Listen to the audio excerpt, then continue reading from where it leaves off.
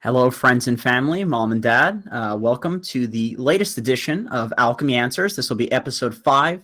It's Jenkins Dota here, and I'm with my good pal, Dota 2 Elevated Donnie. How's it going, man? Good. I've been losing a lot of pubs, but you know what? It's just a learning process that I need to figure out something different than what I've been doing. Apparently. I've been winning a lot of pubs. I've been channeling your negative energy and then turning it into like there's negativity in the world, there's positivity in the world, right? And it balances out, and your negativity and how negative your pubs are going is influencing how my pubs are going in a positive way. So if you keep losing, that'd be great for me, actually. So what you're saying is you're like the Monstars from Space Jam, and I'm Michael Jordan. I don't remember the plot of that movie at all, and I've seen it about 10 times, dude. Let's get on to the questions, because that's why people are here, is to have their questions answered. If you're not familiar with Alchemy Answers, this is where we answer the questions from our YouTube comments or Facebook or Twitter, wherever people are submitting them. Mostly the YouTube comments, though, because that's where the most discussion is. And we just talk about a few questions per week. We put these up on YouTube immediately afterwards, and we also have a strictly audio podcast format, which is published through the Anchor app, but is also available on like pretty much every podcast platform because Anchor distributes it on everything. So I think we even are on Spotify and stuff like that now if you want to find it there.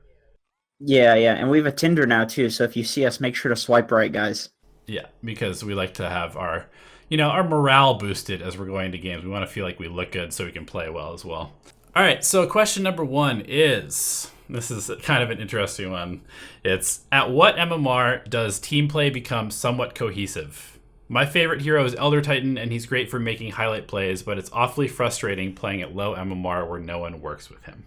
I mean, it's hard to say because it's been a while for me since I played in like the proverbial trenches. So I can't say how it is in different brackets that I haven't played in, but I gotta say that depending on the teammates that you have, even in high rated games, people still don't really do team play.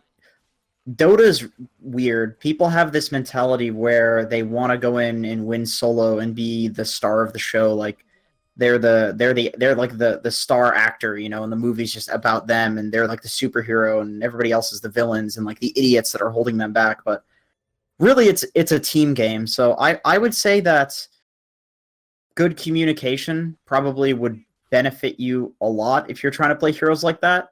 I would wager that if you're struggling to get your team to do things, then you probably might not be using your mic enough.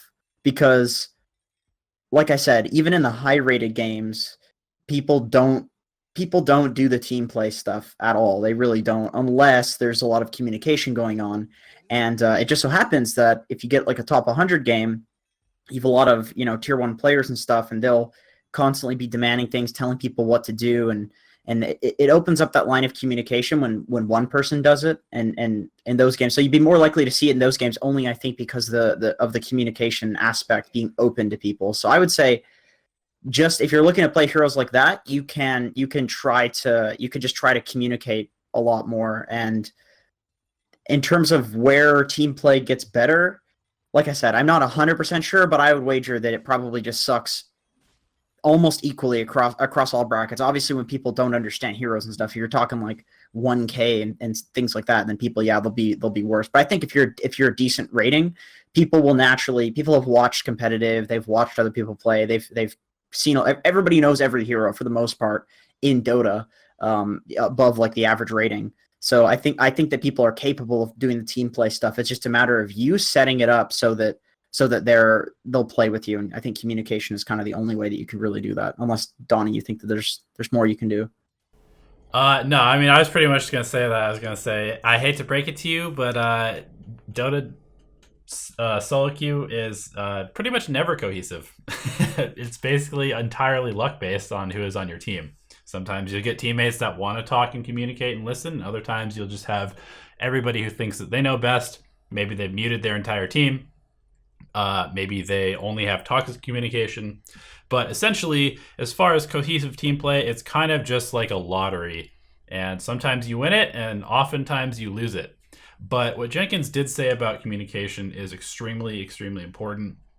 And I've talked to a lot of people who are like, what can I do to, get my teams to do stuff? And my answer is always just tell them. Just ask them to do things. Use your mic and talk to your team, and usually good things will happen, or at least they have at least a significantly higher chance of happening if you ask somebody to do something than if you just expect them to like know exactly what you want them to do, which has almost a 0% chance of happening.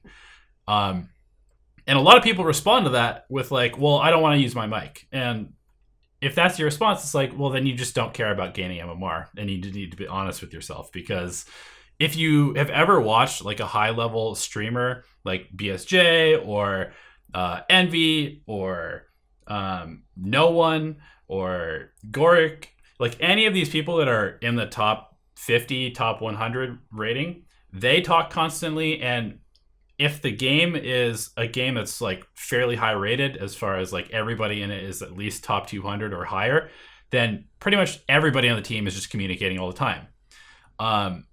And they're all using mic because it's just the easiest way to communicate, to be as direct as you want. And I actually wanted to ask you, Jenkins, I think my theory is just that these players are players that have like played on teams and feel like maybe it's okay for them to talk to their teammates and communicate in that way. And maybe a lot of the other sort of like pub stars who haven't really played on a real team just don't even feel comfortable talking to their teammates. And maybe they don't know if it's like acceptable. And certainly at the lower MMRs, I think a lot of people just don't really understand that it's like acceptable to communicate with your teammates. It's completely acceptable. No, I think you're right. Like I remember Yawar and Ritsu, for example, they never spoke on their mics at all when they were pub stars. But now if you get them in a game, like these guys don't shut the fuck up, but in a good way, like they're just constantly talking about the game. But before they didn't say a single thing. They played solo. So yeah, you become more comfortable with it when you're in an environment where you literally need to do it. Like if you're playing competitive and you're complaining that your team isn't doing things when you set them up for it, even if you set them up perfectly, you hit like a 5-man black hole, and it's your fault if you're not communicating that. Like your team, people can't read minds. Like that's just there's so much to focus on in a game of Dota.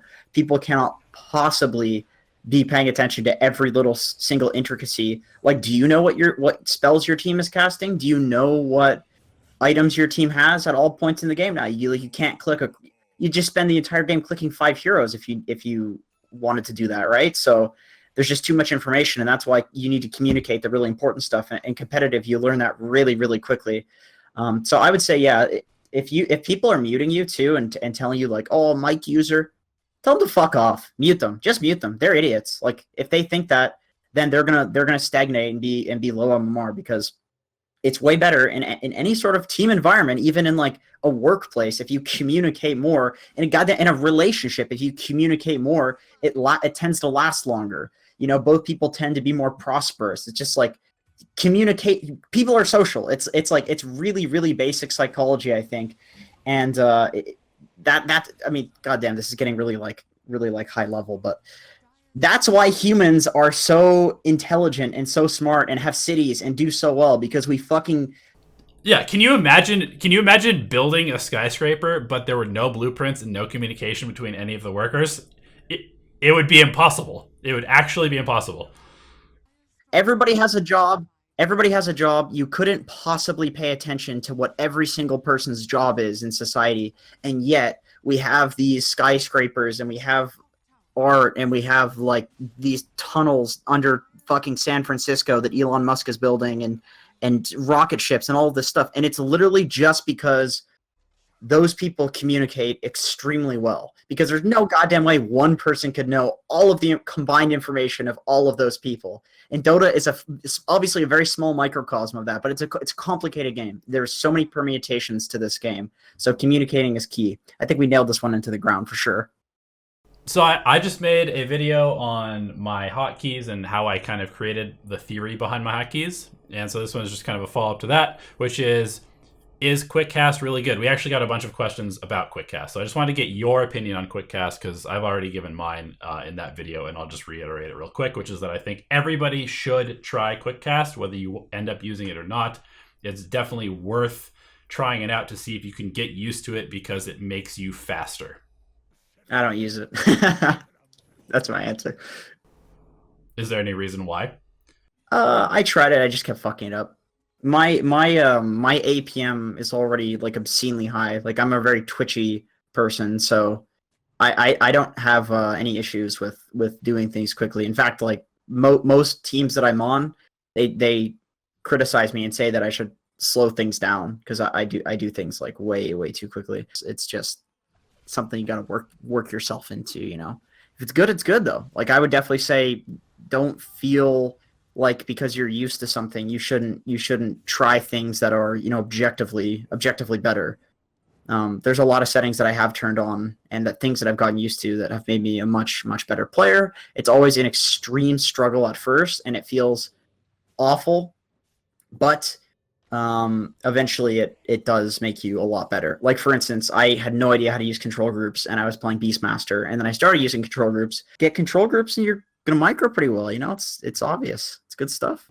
Yep. I mean, I am currently introducing using quickcast on items, which is something I've never done before, but it really helps with doing like item combos, like Bloodthorn Nullifier instantaneously. And it's just something that I think I need to do, but I have been completely screwing things up. I've been like TPing to random places by accident and blinking to random places by accident.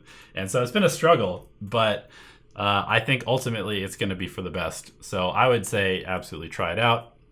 It's worth trying to learn, and I would say give yourself at least like 10 to 15 games before you decide one way or the other. I have a question for you, sirs.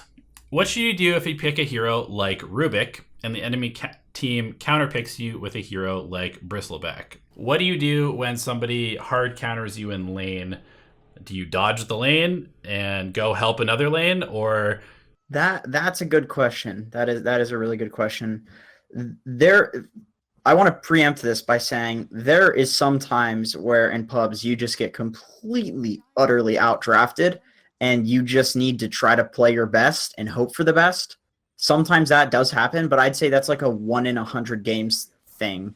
And if you find that's happening to you a lot, then it's probably because you're picking a support 4th or 5th or something like that, where you lose the draft like that. But if you get countered, you can leave the lane. One thing for supports that a lot of people do in competitive is that, like, let's say you have a Warlock as a support, and then you pick like a Rubik as a support. They pick something which completely destroys a Warlock in the safe lane. For example, let's say they pick some Sand King Leshrac thing where they're just gonna kill the Warlock over and over again. It doesn't matter that he has the heal. But then in their safe lane, they have a Skywrath Mage. Then you can swap the two supports, keep the cores in the same lane, and just move the supports around. Like, supports moving between lanes isn't honestly that big of a deal, especially if you have a safe laner that's relatively independent, something like a Mirana. Sometimes you just have to like sacrifice the fact. Let's say you have a safe laner like Anti-Mage and you're a support. Obviously, the Anti-Mage needs babysitting. There's almost no scenario in which you want to leave him alone. But let's say you're against something that you feel does completely hard counter you. You can do your best for a little while to zone that hero. Let's say you feel Bristle's really, really good against your hero. You can do your best to zone them, but then what you can do is you can just start pulling. You can just use the pull, and if they block the pull, you buy sentries. So like, there's always that pull to fall back on.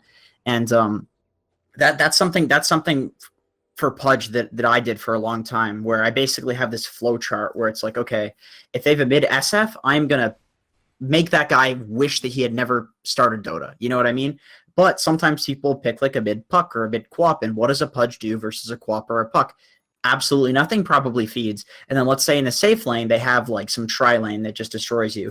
And then let's say in the off lane, they have a Bristleback. So like, what does Pudge really do to a Bristle? Maybe you can kill him at level 1. It's pretty hard. For the most part, there are no lanes that you can kill. What I will do in that scenario is I will just pull. I will just get my farm and wait until I have a power spike where, let's say I get level 6 on Pudge. Now it's not so simple. Now these heroes can't survive me like they could before. So it's just all about balancing. Like, try to think about the game and try to go to the place that allows you to do the most at that current time. And if you can't do anything, give yourself the space to get to the point where you can do something. Like, sometimes you should just be greedy until you're 6 on Rubik, and then all of a sudden, like, who gives a damn about a Bristle? You're just going to steal spells and win team fights and stuff like that. Like, there are points in the game where you can come back and just aim for those points. Aim for the points where you're going to be able to have a power spike, where you're actually better than those heroes. And obviously, it depends a lot on the matchups and stuff, so I can't really go into too much detail. Yeah, not a whole lot to add to that other than just, like, if you truly feel like you can do nothing except for basically just like leech experience and maybe heal your core with like your own regeneration items, then you should, number one, I would say, look to see if you can create space for him by pressuring somewhere else on the map. So if you see a very vulnerable safe lane carry on the other side, or a mid like Jenkins was talking about with SF and Pudge, then just leave your carry in a one-on-one to just be like, hey man, play safe, I'm going to go pressure somebody else. And that is better than just sitting there and, like, you know, right clicking a hero that has 6 HP regeneration when you do no damage and splitting the experience that you're getting with your carry, because that will ruin their game super hard. And the last thing I wanted to mention is that, like Jenkins said, if you give yourself space, like, if there's nothing else to do, that does mean that they are still dedicating a lot of resources to shut down the lanes. So if you can somehow get some amount of farm on yourself, like, having a support that has, you know, semi-core levels of farm is never a bad thing. And so if you're just in a spot where you as a support cannot impact the laning stage at all, then just kind of becoming that greedy core is like basically your job in that game, because it's more efficient to have a 4th core at some point in the game than it is to just have a very weak support and a very weak core in the lane that's losing already. Last question is, can you do a video on how to prevent pub heroes like Slark, LC, Axe, Riki, and Huskar from snowballing rapidly? Those heroes focus a lot on solo pickoff and gain big power spikes at 6. How do you play against them if you face them?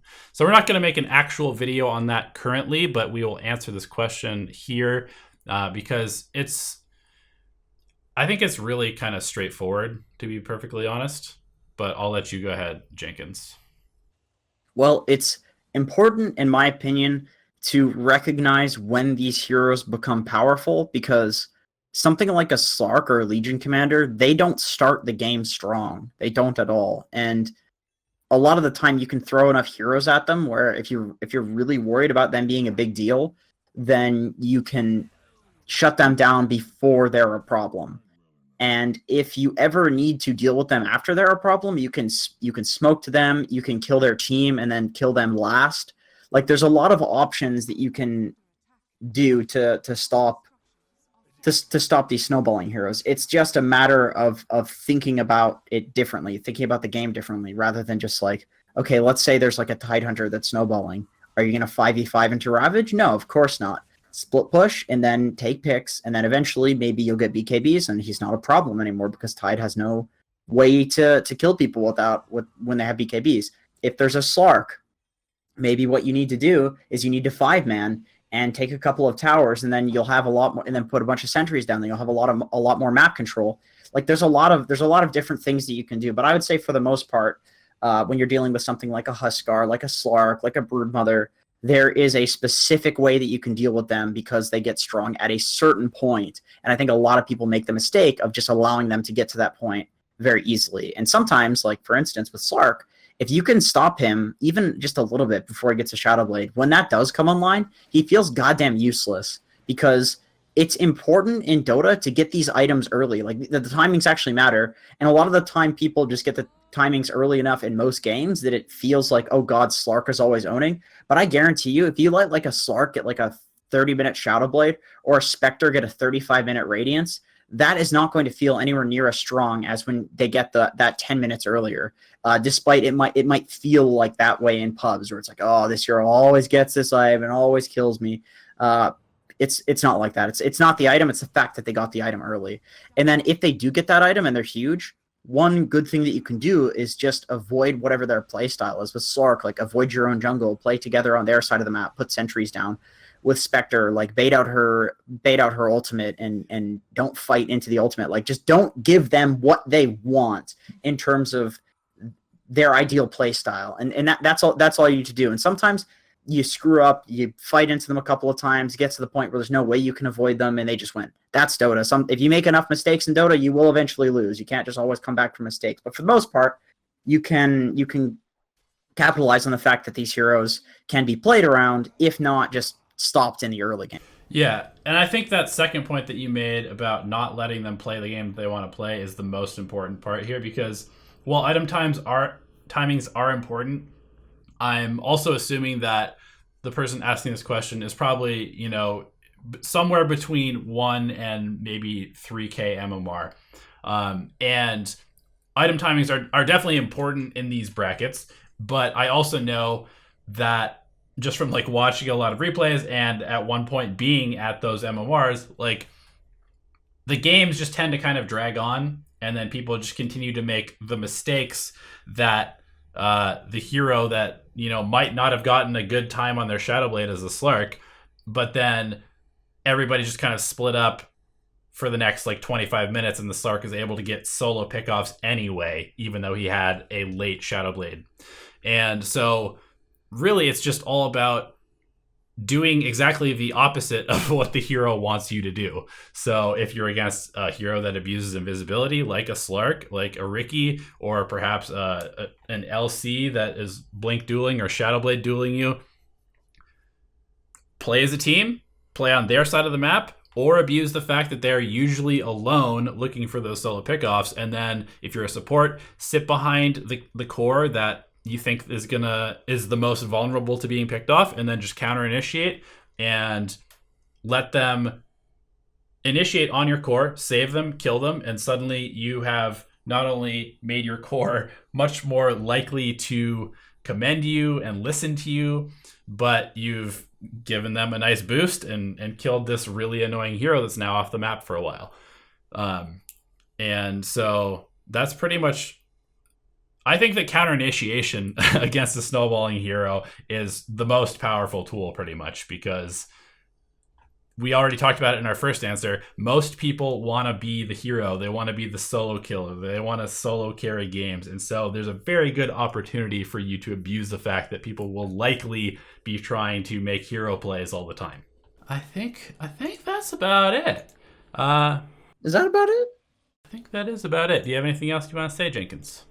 Thanks for all the support, guys. Got a nice picture on Facebook today about there was a meme. That was a good picture, and I liked it. If you guys want to send us pictures, love your pictures. Yeah, guys, thank you for tuning in for the 5th episode of Alchemy Answers. Be sure to check it out on audio form if you would prefer that. And keep asking the questions in the comment section below this video and below all of our other videos, because we will keep answering them as long as there are things to learn about Dota. Good luck, have fun, and we will see you next time.